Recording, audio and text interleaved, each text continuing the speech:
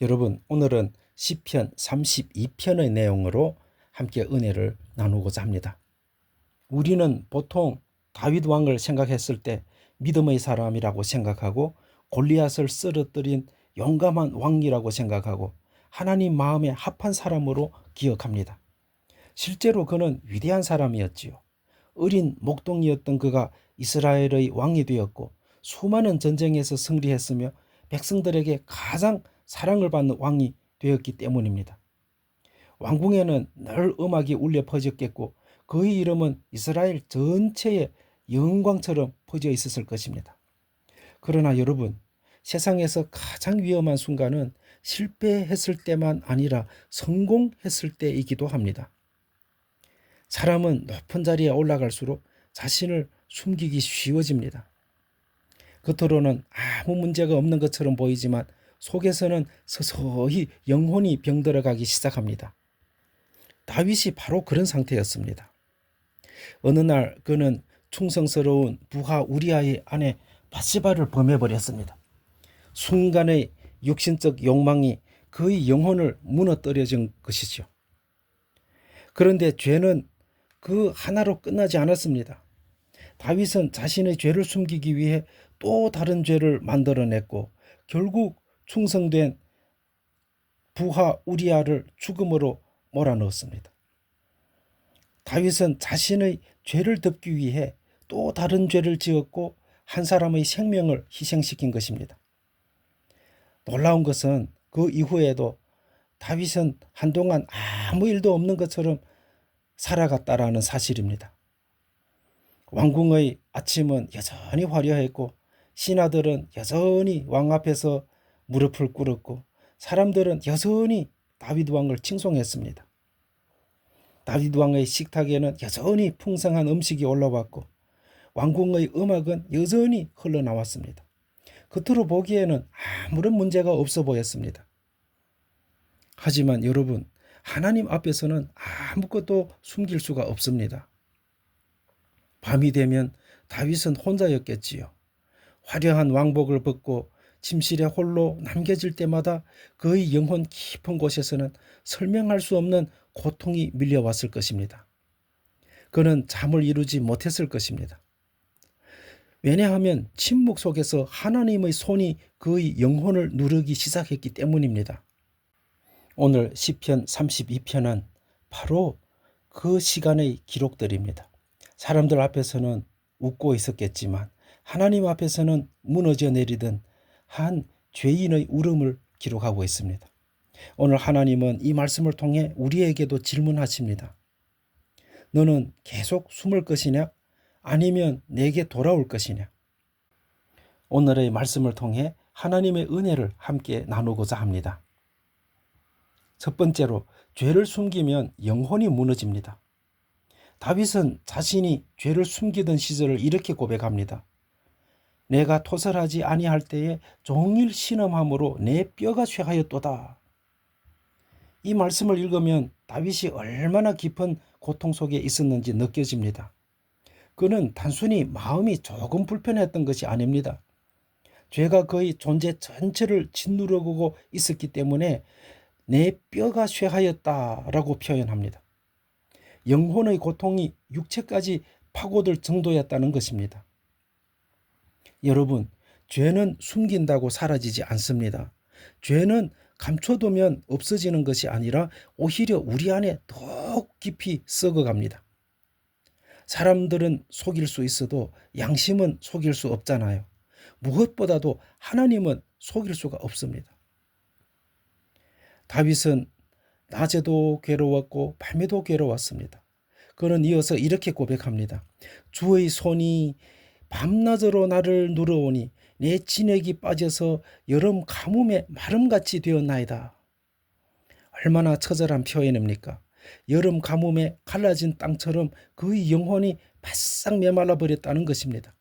생명의 기운이 빠져나가고 있었습니다. 왕궁 안에는 모든 것이 있었지만 정작 그의 마음 안에는 평안이 없었던 것입니다. 생각해 보십시오. 다윗은 왕이 되면 행복할 것 같았습니다. 원하는 것은 무엇이든지 가질 수 있었고 사람들의 존경도 받았습니다. 그러나 죄가 그에게 들어오자 그 모든 것이 아무 의미가 없어지게 되었습니다.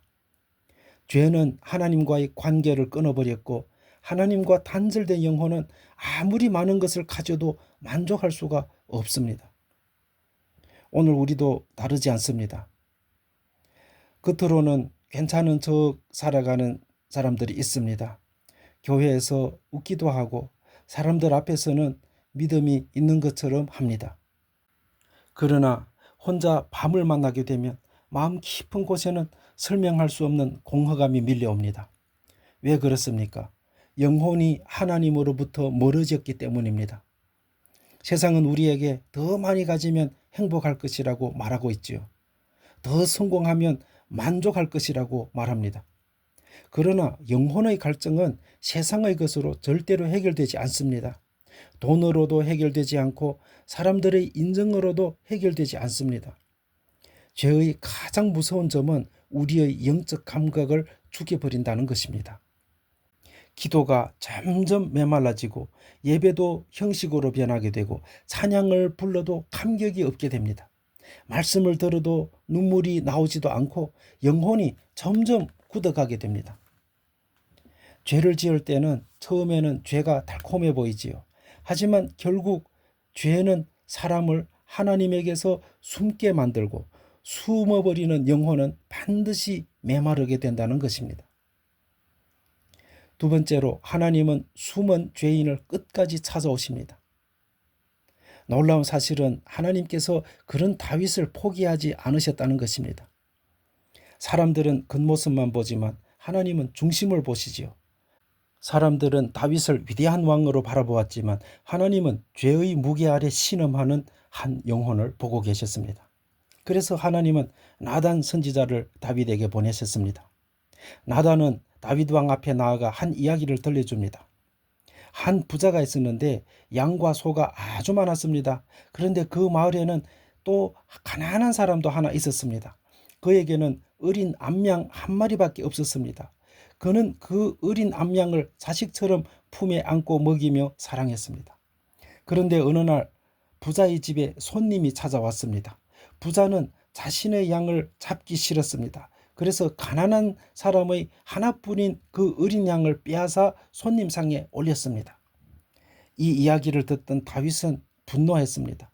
정의로운 왕의 본능이 살아난 것이지요. 그는 벌떡 일어나 외쳤습니다. 그 사람은 마땅히 죽어야 한다. 그 순간 나단 선지자가 조용하지만 무거운 음성으로 말합니다. 당신이 바로 그 사람입니다. 그 한마디가 다윗의 영혼을 무너뜨렸습니다. 그 순간 다윗은 왕이 아니라 죄인이 되었습니다. 왕의 권위도 왕관도 체면도 아무 의미가 없어졌습니다. 하나님 앞에서는 모두가 죄인이라는 사실이 드러난 것입니다. 여러분, 이것이 은혜입니다. 하나님은 죄를 미워하시지만 죄인을 포기하지 않으십니다. 하나님은 오늘도 숨은 사람을 찾고 계십니다. 에덴 동산에서 죄를 짓고 숨은 아담에게 하나님은 물으셨습니다. 아담아, 내가 어디 있느냐? 하나님은 아담이 어디 있는지 몰라서 물으신 것이 아닙니다. 숨은 인간을 다시 불러내시기 위해 물으신 것입니다. 오늘 하나님도 우리에게 말씀하십니다. 얘야, 왜 너 혼자 무너지고 있느냐? 얘야, 왜 나를 피해 숨어 있느냐? 얘야, 왜 내게로 돌아오지 않느냐? 하나님은 우리를 정죄하려고 찾으시는 것이 아닙니다. 우리를 회복시키기 위해 찾아오십니다. 그래서 때로는 말씀으로 우리를 찌르시고, 때로는 우리의 양심을 흔드시고, 때로는 우리의 눈물과 고난을 통해 우리를 부르십니다. 왜 그렇습니까? 우리를 사랑하시기 때문입니다. 하나님 앞으로 다 돌아와서 하나님께 감사하고 찬양하고 기도하고 예배하는 삶을 사는 우리 도안교회 모든 형제들이 되시기를 진심으로 주님의 이름으로 축원을 드립니다. 셋째로, 자복할 때 은혜가 시작됩니다. 마침내 다윗은 더 이상 숨을 수가 없었습니다. 그리고 이렇게 고백합니다. 내가 이르기를 내 허물을 여호와께 자복하리라. 여기서 중요한 것은 다윗이 변명하지 않았다는 것입니다. 핑계들을 대지 않고 상황이 어찌어찌해서 이랬습니다 라고 말하지 않았습니다. 그는 있는 모습 그대로 하나님 앞에 나아갔습니다. 하나님, 제가 죄인입니다. 이렇게 고백하는 순간 놀라운 일이 일어났습니다. 곧 주께서 내 죄악을 사하셨나이다. 얼마나 놀라운 은혜입니까? 하나님은 다윗에게 조건을 걸지 않으셨어요. 몇 년 동안 벌을 받아라 라고 하지 않았습니다. 죄를 자복하는 그 순간 모든 용서가 임했습니다. 이것이 바로 복음입니다. 우리는 죄 때문에 하나님을 떠났지만 예수님은 우리를 살리기 위해 십자가로 가셨잖아요.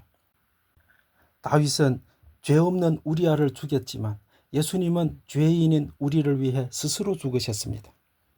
십자가는 숨은 죄인을 향해 열려있는 하나님의 따뜻한 품입니다. 우리가 하나님 앞에 정직하게 나아갈 때 주님은 우리의 모든 죄를 덮어주십니다. 예수 그리스도의 보혈로 다 씻어주십니다. 다시는 우리의 죄를 기억하지 않겠다고 말씀하십니다. 그래서 다윗은 울음으로 끝나지 않았습니다. 다시 하나님을 찬송하기 시작했습니다. 허물의 사함을 받고 자기 죄의 가리움을 받은 자는 복이 있도다 라고 말합니다. 세상은 성공한 사람이 복이 있다고 말하지요. 그러나 다윗은 하나님께로부터 죄를 용서받은 사람이 가장 복된 사람이라고 말합니다. 왜 그렇습니까? 죄 사함이 있어야 우리의 영혼에 참 평안이 오기 때문입니다. 여러분, 혹시 지금 하나님 앞에서 숨고 있지는 않은지요? 사람들 앞에서는 괜찮은 척하지만 하나님과 단둘이 있는 시간에는 영혼이 메말라서 신음하고 있지는 않습니까? 오늘 하나님은 우리를 부르십니다. 숨지 말고 내게로 돌아오라고 부르십니다. 죄를 숨기면 우리의 영혼은 무너지게 됩니다. 그러나 그 죄를 자복하면 새로운 은혜가 시작됩니다. 숨으면 우리의 신음이 더욱 깊어지게 되지만 하나님께로 돌아오면 찬송이 시작됩니다. 이제 더 이상 어두운 동굴 속에 숨어있지 말기를 바랍니다. 십자가 앞으로 나와서 상한 모습 그대로 주님께로 나아오는 저와 여러분이 됩시다.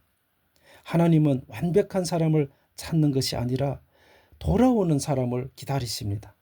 오늘 다윗처럼 자기의 있는 모습 그대로 하나님께로 돌아와 용서받은 자의 기쁨과 회복을 누리는 우리 도안교회 모든 형제자매들이 되시기를 주님의 이름으로 축원합니다. 기도하겠습니다. 사랑의 하나님 아버지, 우리가 너무 오래 숨으며 살아왔습니다. 사람들 앞에서는 괜찮은 척 했지만 우리의 영혼은 메말라 있었습니다. 오늘 다윗처럼 정직하게 주님 앞에 나아가게 하옵소서. 숨겨진 죄를 고백하게 하시고 십자가의 보혈로 깨끗하게 씻어 주옵소서. 우리 안에 잃어버렸던 구원의 기쁨을 회복시켜 주시고 기도의 눈물과 예배의 감격을 다시 허락하여 주옵소서. 우리 교회가 은혜 받은 죄인들의 공동체가 되게 하시고 상한 영혼들이 찾아와 회복되는 교회가 되게 하옵소서. 우리를 끝까지 찾아오시는 예수 그리스도의 이름으로 기도드립니다. 아멘.